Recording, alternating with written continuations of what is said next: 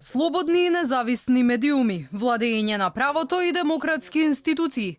Сето ова е клучно за да се обезбеди европската иднина кон која се стреми вашата земја, порача генералниот секретар на НАТО Јенс Столтенберг на заедничката пресконференција со премиерот Зоран Заев. Тој смета дека започнатите реформи се добар сигнал, но вели тие мора да продолжат и во иднина. NATO, the most important thing we can do is actually to make sure that we live up to the democratic values our alliance is based on, democracy, the rule of law, individual liberty, and a free and independent press, which is not, as I say, victims of disinformation and propaganda, but provide the facts.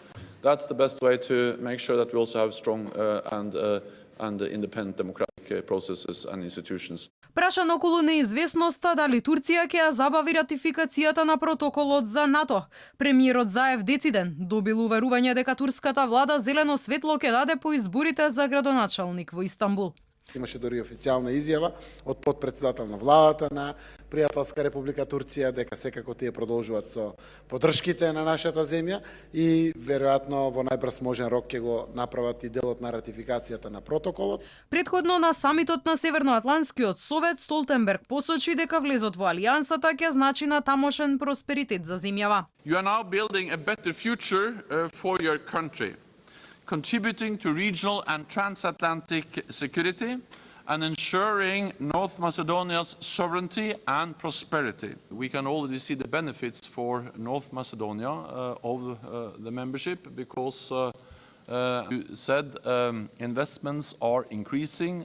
Investments in North Macedonia have increased threefold over the last year, and this shows that security provides the foundation for prosperity. Премиерот Заев повторно вети дека во следните 5 години Македонија ќе го постигне стандардот од 2% од бруто домашниот производ за одбраната, со зголемување за 0,2% секоја следна година.